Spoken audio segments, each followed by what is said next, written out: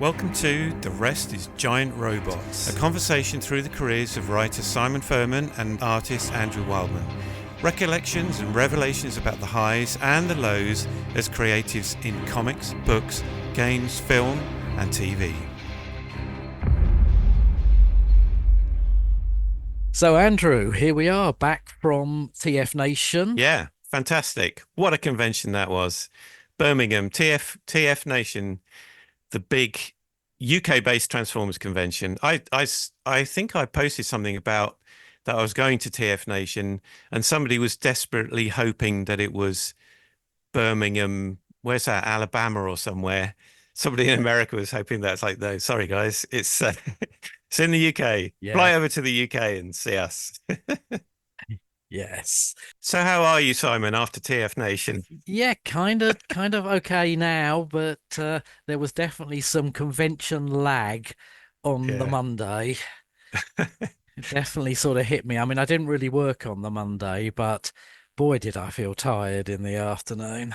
Yeah, that's our age, I suppose. 40 years later, we just can't do it anymore. Yeah, and these whole weekend ones, conventions used to be mostly a day or whatever, didn't they? I don't remember them being sort of Friday, Saturday, Sunday dues. Saturday and Sunday, but the additional Friday, it's great to be able to have the time to get there. But yeah, it makes it quite a long, but a very enjoyable weekend. Yeah, it was. Yeah, and for anyone who doesn't know what TFNation is, I guess we ought to tell them. So it's the big UK-based Transformers convention. It's been going a number of years, and this year was big. It was really busy, wasn't it? Yeah, I mean the Saturday, it's always a kind of strange mix of busy Saturday and quieter Sunday, but this was flat out Saturday. Normally there are breather moments and I can stretch my legs, use the conveniences and things like that. Honestly, I think I just didn't sort of draw breath, which was great and tiring as well. But yeah, no, it was great. And, like you say, I think it was one of the busiest and buzziest we've had so far. Really amazing. Best part of 3 days. I was on panels Friday, Saturday, and then we were, at our tables all weekend. So it was an amazing event, and it kind of made me think about past conventions and how conventions used to be long before Transformers conventions. Yeah, very different in the UK. I mean, I guess comic conventions must go back a long way in America. I've no idea when they first became a thing. Yeah, certainly I'd say 70s there were conventions, but I don't know when the first San Diego Comic-Con was, but they weren't huge affairs, and they were very comic centric as opposed to all the film and TV stuff that gets tacked into them now. Yeah, which there wasn't much of that around back then at all, was there? Maybe a TV series or something, but no big name actors or whatever. No, I just don't think it was a thing. I mean, maybe they had Star Trek conventions at some point. Yeah. And they had actors along with that, but comics, it really wasn't. I mean, there wasn't that amount of extra media with ties to comics and just fantasy stuff. So I guess things have grown exponentially, but back in the day, I'm trying to think desperately the first convention I went to. I mean, it was probably a UCAC, which was UK Comic Art Convention. What a dreadful acronym. I know, it wasn't great. I think it was afterwards they probably thought that wasn't a great acronym name, but they should have had the tagline, which was ICAC, UCAC, we all CAC or something together. Yeah, definitely. But I think that was the first. I mean, the first exposure I had going along to something where you could meet other creators was the Westminster Comic Mart. Do you remember that? Yes, I do. Yes. And that was incredible because you would meet people like Dave Gibbons and Mm, um, Alan Grant, and just these names I was only reading their stuff of at the time. mm, And mm, this is probably going back to the sort of before mid 80s, I think those were yeah. going on. And I was, amazed to find that there were professionals at these things, and the professionals were as avid as we were about going through all the comic boxes and back issues Yeah. and yeah, And they would have been very young as well. We think of them as, these kind of godfathers of comics now. But yeah, I mean, back in the sort of early 80s, they were young. I guess they were still just fans who have actually made it into, to become professionals. So still yeah, keen, yeah. yeah, absolutely. I mean, we're not long, into, you know 2000 AD had only been around, I guess, for about 6 or 7 years, and Mm, so there wasn't that much of I think, a comics community before that. It was all very centered around IPC and DC Thompson and those mm, offices. But I don't know whether there were earlier conventions, maybe. But Westminster Comic Mart was the first time I remember thinking, oh, there's a community of of comic creators out here, mm. and I guess the UCACs were the first organized things I went to. Yeah, yeah. Same with me. I mean, Westminster Comic Mart, because this is the other thing, thinking back to that time. I mean, I left college in 82, I think it was, 1982. And it was around about that time that I think I went along to one of the Westminster Comic Marts. But because it was that long ago, there wasn't social media, as we've said before. So even finding out that even finding out that there were other fans, let alone professionals out there, was a thing. There was a magazine, I can't remember what it was called, which just had articles about comics and all that kind of stuff. In the back, there'd be little print ads about events that were coming up, and I think that's where I saw it Sure.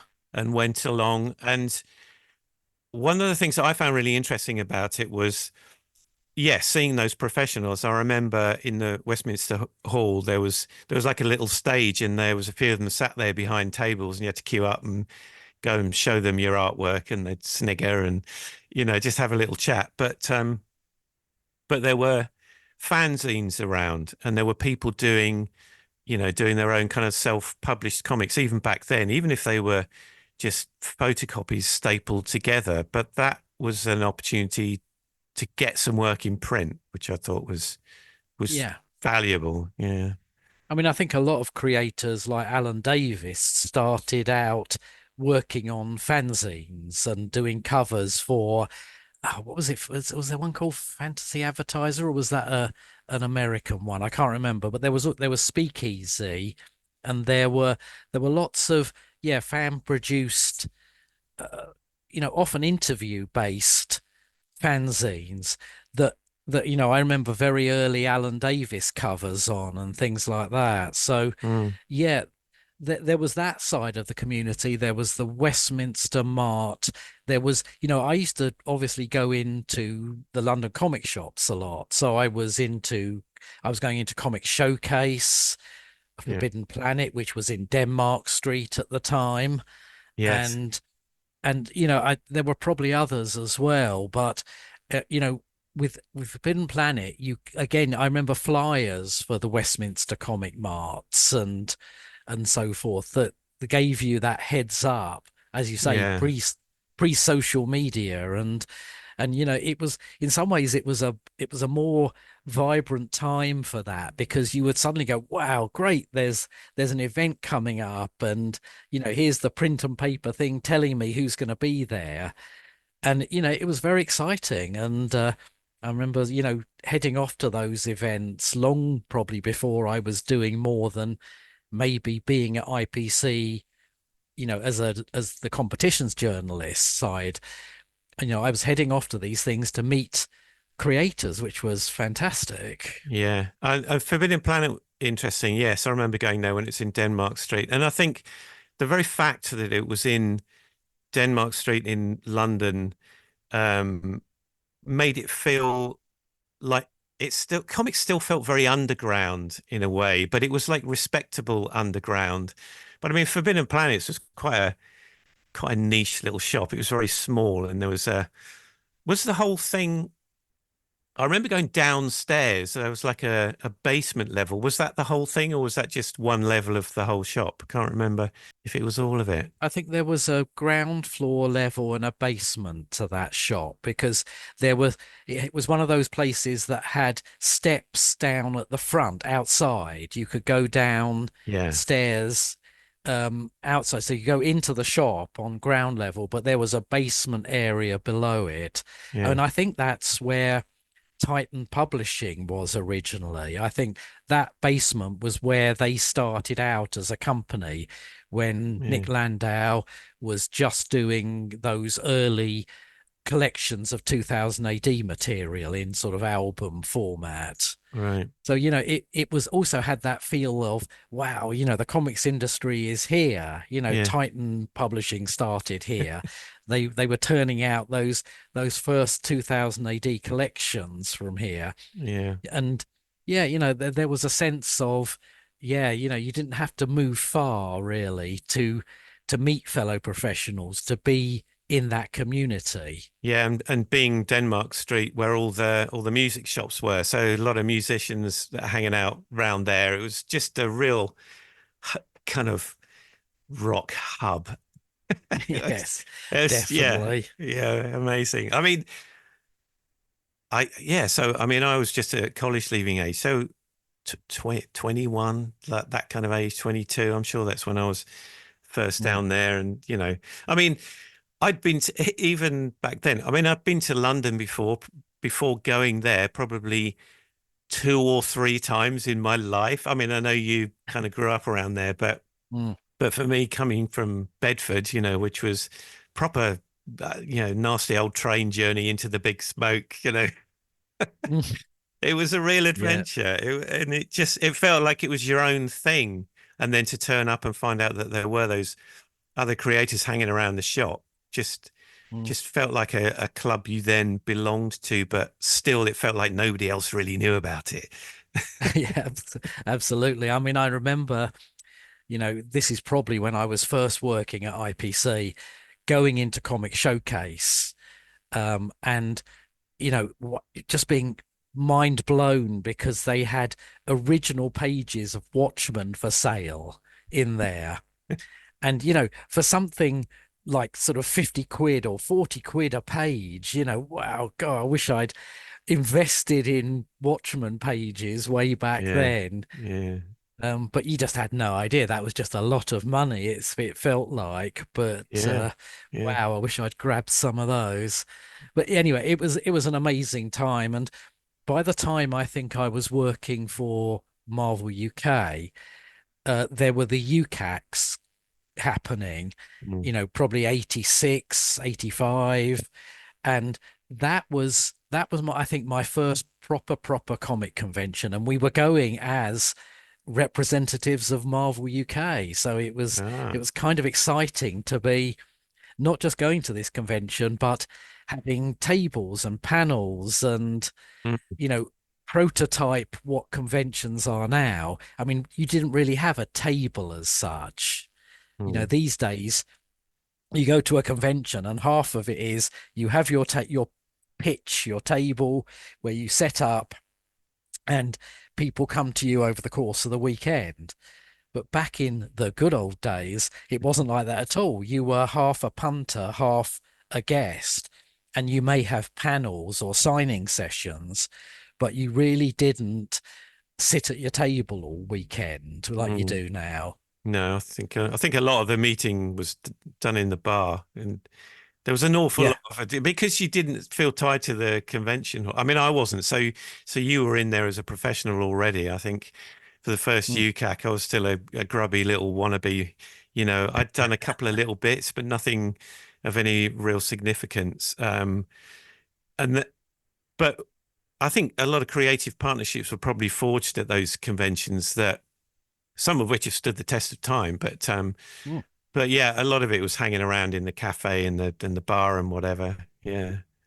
Yeah, I mean the bar always played a big part in just the kind of comics social side. Yeah. You know, we had that had been running long before I came along, but John Higgins and Steve Dillon and a few others, probably Dave Gibbons, had started up a semi-regular monthly drink up that after wherever its original venue was, moved to a pub called the Valiant Trooper in Goodge Street in London, and then ever after became known as Troopers. And Mm. this was, a multi-function thing once a month.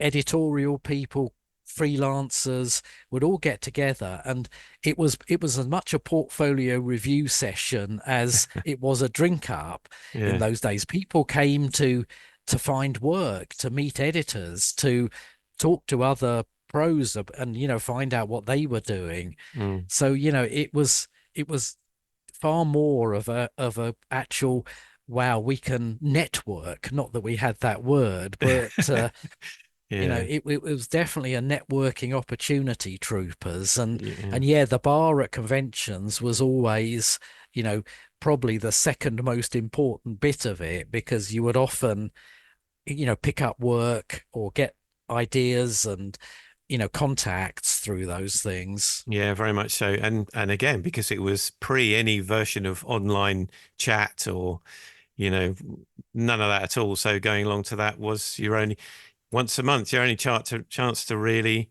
meet people that you didn't already know. I mean, we had telephones, it's not that long ago, but but obviously you didn't kind of bump into people. So as a networking opportunity, yeah, very much. And seeing other people's original work, I can remember that artists would always bring along either a portfolio or a little folder with, photocopies of some of their work in. And it was great to just meet other artists, some of them well known, some of them not, but just looking through their work and, seeing, I don't know, just chatting about techniques, all those boring conversations we used to have, like, oh, what kind of brush do you use, and all this kind of stuff. But there was no other way of finding out what your fellow creatives were doing and how they were doing it. Yeah, I seem to remember lots of discussions about the art board people were using, and was there a better option? And oh, how you lucky you've got the American Marvel or DC pages. So yeah, Yeah. yeah, it was great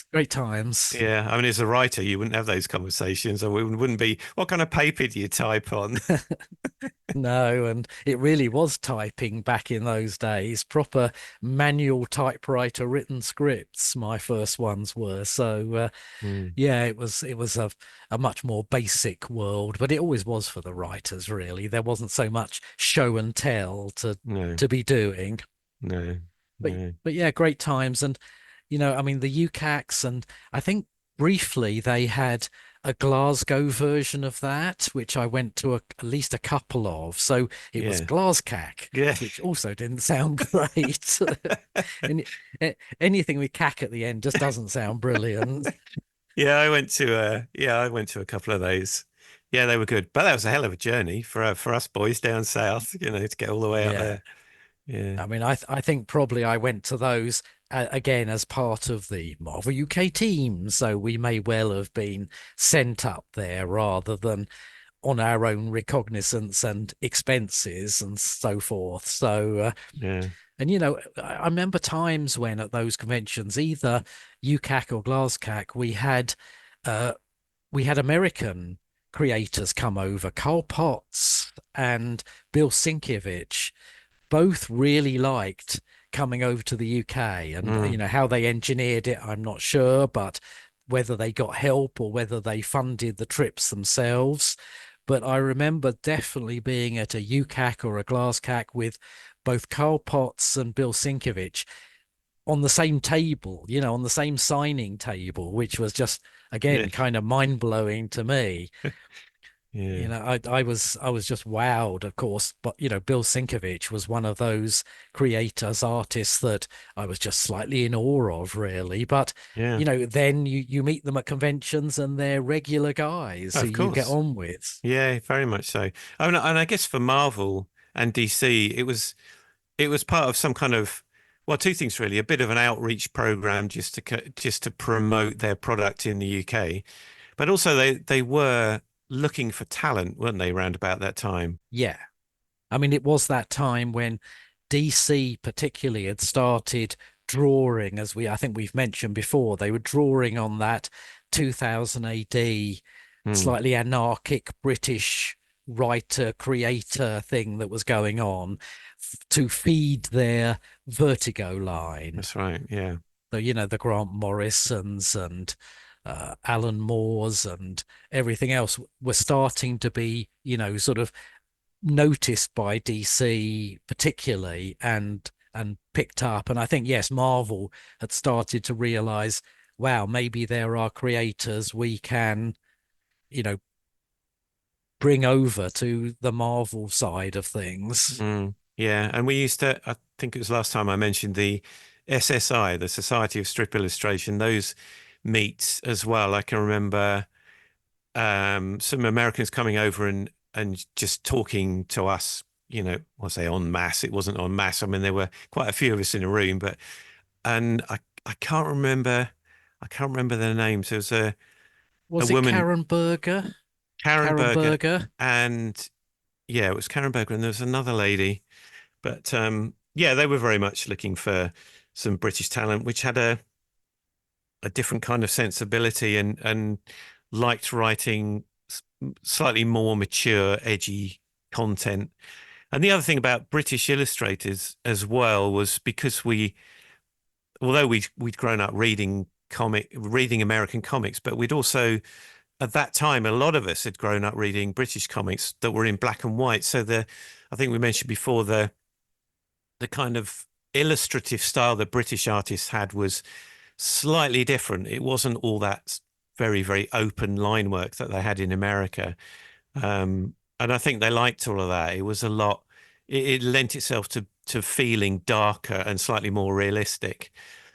Picking up artists like Jim Bakey and who was the other Dave guy? McKean? Well, there was Dave McKean, but there was another a friend of Uh, Jim Bakey. So they were from Scotland. Oh, what the hell was his there name? was Cam Kennedy. Cam Kennedy, that's right, yeah. But the I can remember talking to Jim Baker and Cam Kennedy at one of the SSI meetings, and I think Cam Kennedy had some. I think he works on some Star Wars stuff, and Mm. um, and it was the first time that anybody had ever inked his work because traditionally UK artists would draw and ink their own work, and he said. He found it a very traumatic experience to have somebody else ink his work because he had a very particular style. Mm. Um, and the way he described it was, he said, he'd do the pencil artwork and send it in. And when it came back, he said, it was like sending your firstborn child off to school and they come home and somebody scribbled all over their face with marker pen. That's a good way of putting it. I mean, I mean, I remember seeing one time Jeff Senior, just to digress, had drawn a Conan story for Marvel. It was probably an inventory put in the drawer in case they had a deadline crunch, Right. and he hadn't inked it. Somebody else had inked it. And it was very hard to tell it was Jeff. If you looked at it closely enough, you could go, okay, well, I can kind of see that. But the inker had completely submerged Jeff's style. It, Yeah. it was just so strange to see because Jeff, as you say, had a very distinctive style like Cam or Jim Bakey. And, to see someone else ink it, it was like, well, you didn't really get that, did you? That's It had been it's just marvelized, had different. it? Yeah, it has been marvelized and probably, sort of taken back from some of Jeff's, sort of densely sort of black inks and things, Mm, into a more Marvel style. mm. But yeah, some artists really should never be inked by other people. No, So yeah. no, no. Yeah. I mean, So let's a lot of their thinking is sometimes done at the inking stage, so the pencils are, not yeah, as maybe not as defined as people would like. yeah, definite. So anyway, so Mm. we those are the kind of early I suppose, British conventions. And then there was the Bristol Convention, which happened once yearly, Yeah. which I believe Mike Allwood, who is still organising conventions, was behind. And that, I think, was it Frank Plowright who organised the UK comic art Yeah. conventions? Yeah, it was Frank. Yeah. And again, my hat goes off to anyone who wants to try and organize a comic convention or a Transformers convention, because it's it's so much work and thankless, and I don't know why anybody does it, but I'm High glad they risk, do. very high High risk. risk, yes. But yeah, Mike Oldwood was doing the Bristol conventions. And really, other than the UCACs and the Bristols, we didn't really have, that doesn't sound great either. Easy. we we didn't have a great amount of convention choice. Certainly, the idea of a Transformers convention was slightly ludicrous at the time. Yeah. We never thought that would be a thing. No, no. But we did get there, and I just think comic conventions, they're ubiquitous now. They are every weekend there's something. You could probably find a convention somewhere just in the UK to go to, Mm. small, big, north, south. But back in the day, that was it. We had Bristol and we had UCAC. Mm. And yeah, and I suppose we could talk briefly, although we'll cover this in more detail, about our first Transformers convention. I think we should. It would Uh, be wrong not to. That's why we're here. and that was in 1997, and it was BotCon, which was the Transformers convention and still is going to this day. It's come and gone and been in different forms, but what we didn't know was that in 1994, in this bit where Transformers had more or less disappeared from, everybody's consciousness, we thought, a group of fans had got together on the very, very fledgling sort of internet web-based community Mm. to to to develop a very small Transformers fan convention that people could actually attend. The first one, I think, was in Fort Wayne, Indiana in 1994. And that, I believe, was a small affair, a few hundred people at most. Mm.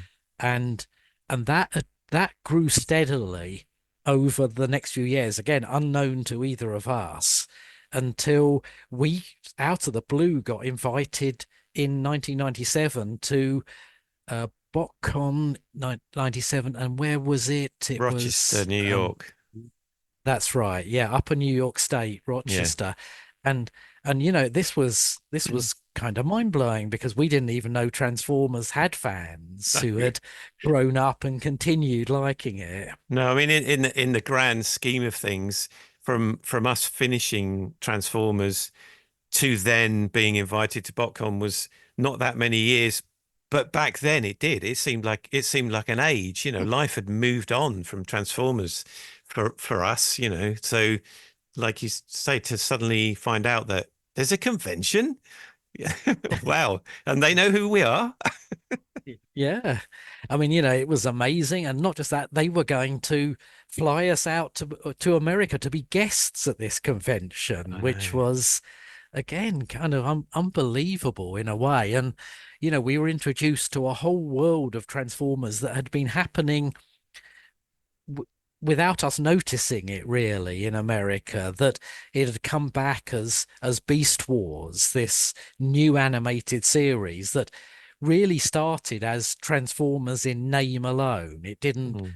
tag itself particularly to Generation 1, as it became known, or G2. Mm. It was very much supposed to be Transformers, and then in bigger type, Beast Wars, this Mm. new, for the time, innovative computer animated show. Yeah, it was, which was quite groundbreaking at the time. I mean, because I didn't know what it was at all, and I can remember the guy who invited us. Um, he sent, I think he posted over a VHS of a couple of Beast Wars episodes, Yep. and I was watching it thinking, this is the future. This is amazing. Incredible. Coincidentally, my personal tutor when I was at art college had a kind of connection with that because the Beast Wars show was made by a company called Mainframe. Mainframe. Yeah. Yep. Were they in Canada?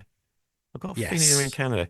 Um, Yeah. and so my tutor, who I on and off kept in touch with, he was the co-creator of a show called Reboot, which was another Mainframe show. Well, So that was their first one, I think. yeah, so to hear that kind of connection was like, wow, this is incredible, and it's Transformers. Like who knew? Yeah, And so, yeah, suddenly we were having thought, despite anything we may have said to the contrary, that Transformers was still alive. It was still alive and kicking, and it had a fan base, mm, you mm, know, and that first botcon was a real eye opener. I mean, I think neither of us were quite prepared for it, really, in terms of we just went out there thinking, oh, well, this is great. It's a little bit of a jaunt to the States, a holiday.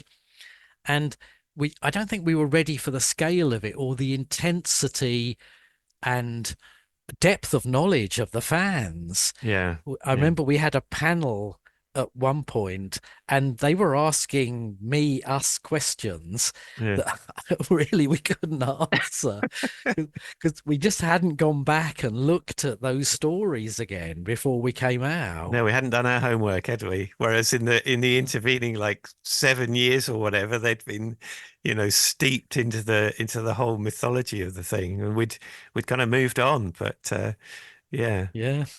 And and they there were was they some. were talking in Sorry, go on.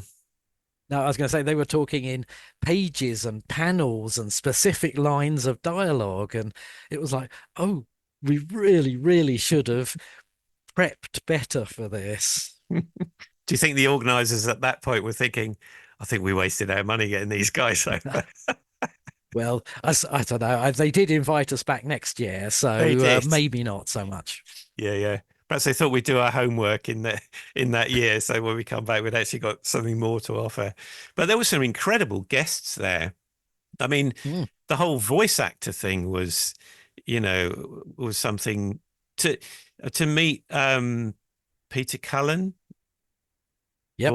voice of Optimus Prime, and to meet the guy was amazing, and then to hear him talk in that voice was like, wow, that's incredible. And then I can remember talking to him and saying, well, what else do you do then? It's like, are you just Optimus Prime? And he was like, no, I do sort of voice acting for all sorts of other things. So I said, what other characters have you done that I'd probably know? And he said, have you heard of something called Winnie the Pooh? I was like, yeah. He said, well, I'm the voice of Eeyore. Yes. Yeah. Yeah. I mean, no, that was amazing. Yeah, I mean it was an incredible lineup. I think it felt like we met the whole cast of Beast Wars. I mean, I'm sure we didn't, Mm, but certainly we met the script editors, Bob Ford and Larry DiTilio, and then I think we met David Kay, who was Megatron, Gary mm. Chalk, who was Optimus Primal, Venus Terzo, who was Black Arachnia, and then Scott McNeil, who had an amazing array of voices in the show. And you know, just hearing him swap between Rat Trap and Silverbolt and all these other characters was incredible. And Yeah. Waspinator. Yes. Yeah, they didn't, did they do one of those kind of script reading things? I Was it don't there or was it another time? I don't remember. No, I remember Scott McNeil doing one of those at one of the conventions. Maybe it was the following year. And yes, as you say, jumping in and out of voices was just crazy. Yeah. I mean, after a while, they got me writing those little audio drama things. And Yeah. I remember one convention, I forget which, where because Scott was about three different characters in it. There Mm. was one scene where he's basically talking to himself in different character voices for about a whole page of script.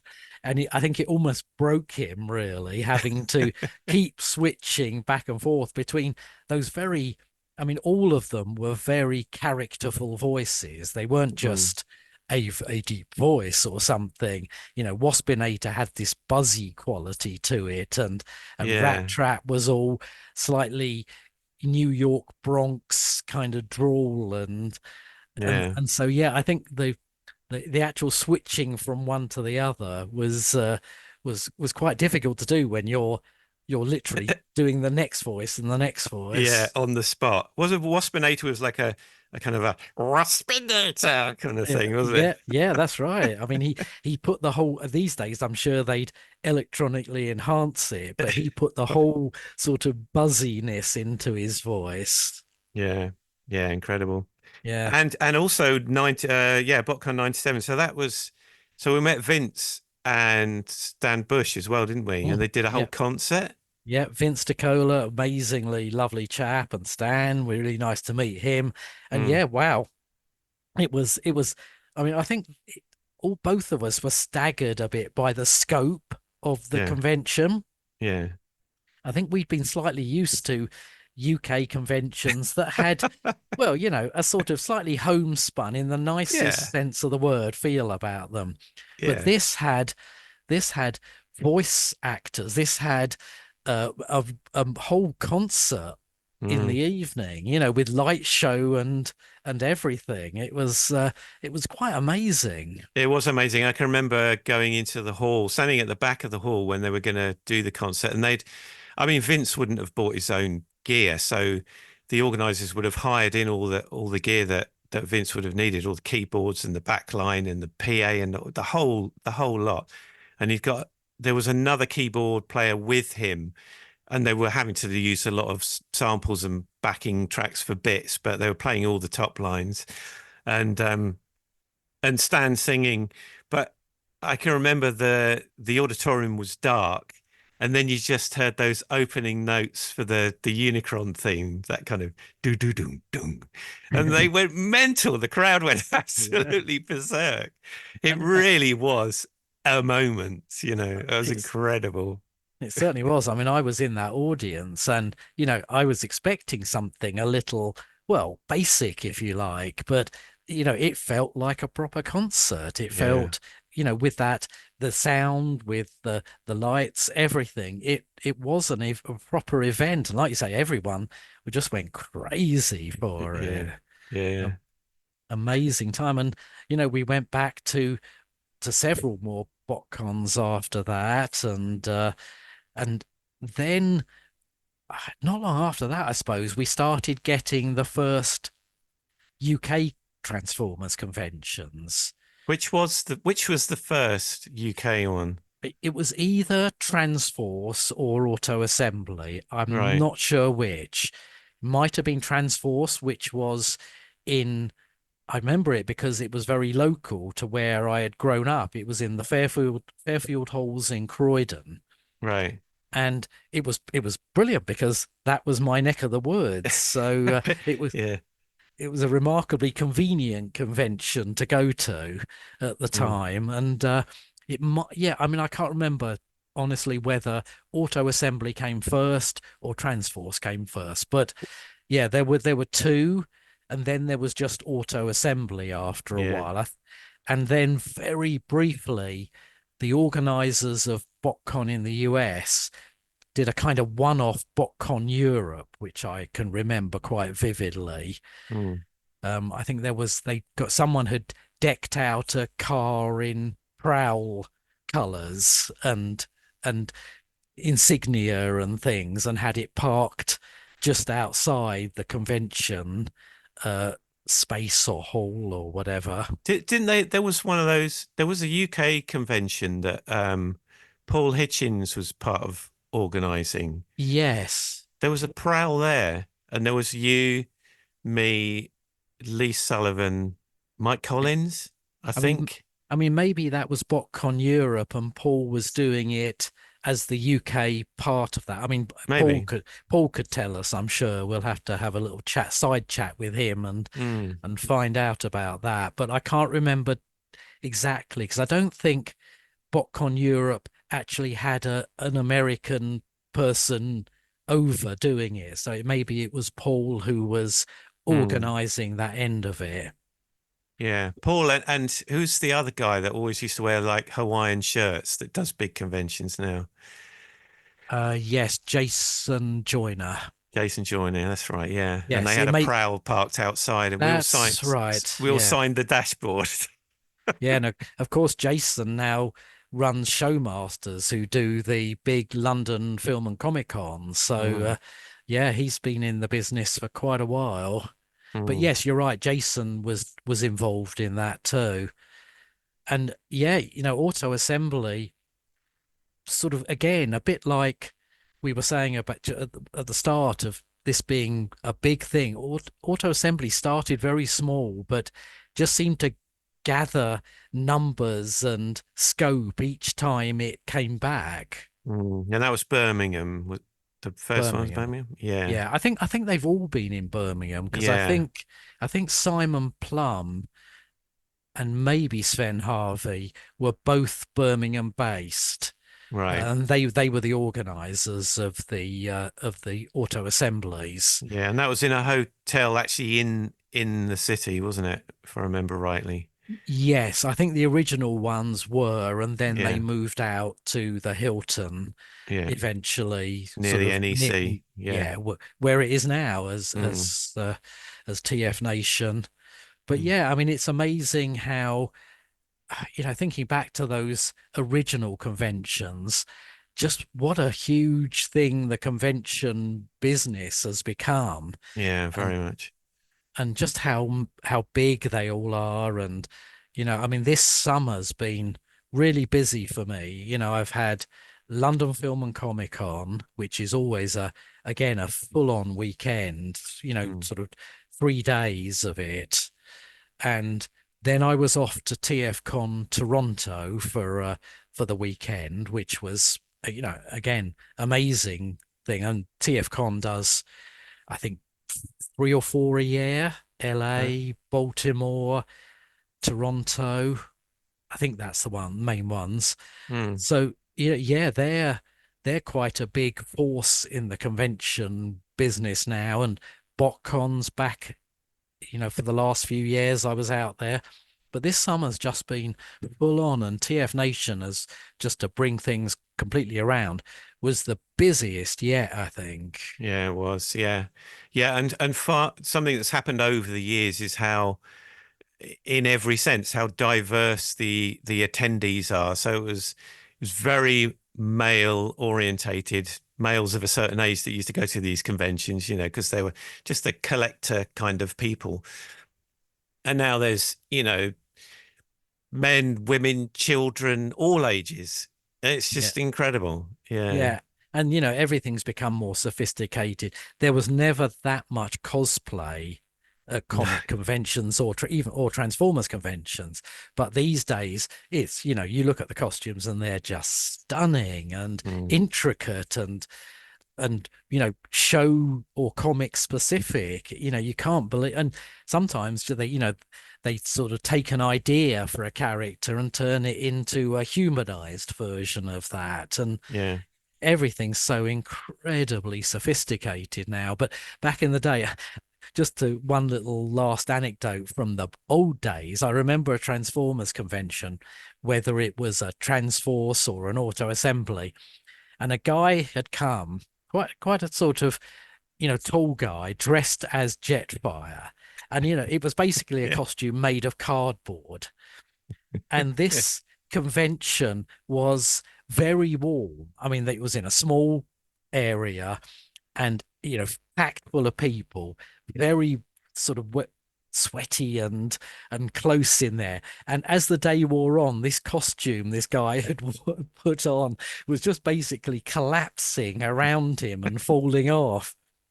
So, so yes, in the end, he was just sort of wandering around in bits of cardboard and these long johns. So I think I, if I remember rightly, if it's the same person, because it was Jetfire, we might have experienced the same thing. I've got a feeling it was it was actually in America. It was BotCon probably 98. Where was that? That was in at LA. LA, yeah. It was there, and the guy, Uh, yes, he was.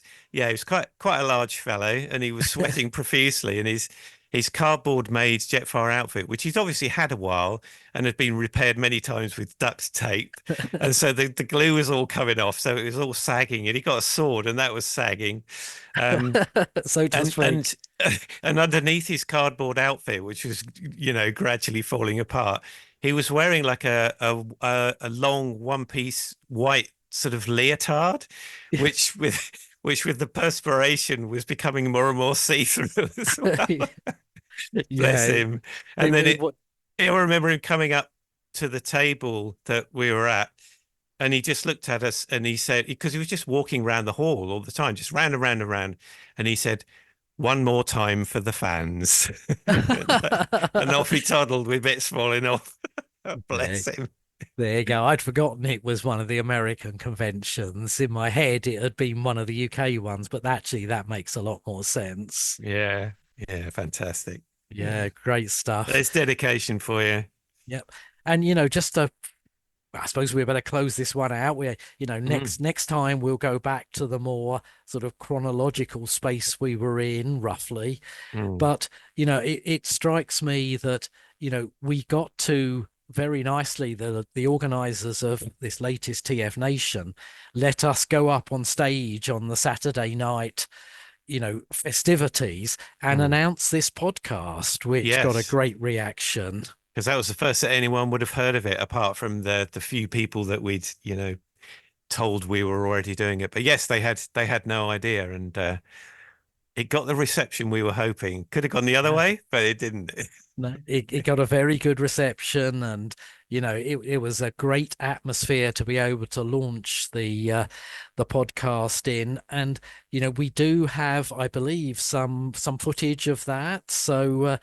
We do, yes. So I took some bits of footage. I put a couple of bits up on social media, but there's some more footage, and then a couple of other people took some footage, certainly of the announcement that we did, etc., etc. So I'll chop that all together, and we'll do that as an extra for the subscribers, so they can see what we got up to.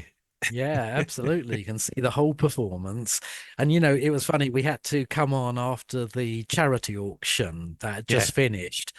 And, the charity auction, I would kind of blew my mind because, thousands and thousands of pounds were raised, for the items they had up for auction. And it was a little daunting having to follow it, really, going up on stage after that. It was like, well, all we've got to announce is a podcast. Yeah, but I don't know whether anyone thought we were for sale. Yeah, well, we could have made 50p, I guess. You could have done, yeah. Fantastic. Yeah, and so I'll get that cut together, and then maybe next time we will mention why some people, the organizers of the convention, thought that would never happen, and they were interested that we were both up on stage together. Yeah, that's another story for another time. That's another story. Yeah, because that in some people's eyes was never going to happen. Yeah, very, very strange. Yeah, good. Well, on that bombshell. Yep, that's it for us for another podcast, but hopefully see you soon. Yeah, see you soon, everybody. Thanks for listening. Bye. Bye now. Thank you for listening to The Rest is Giant Robots. If you enjoyed what you heard, please consider subscribing for more and maybe share with like-minded friends. This has been a Wildfur production.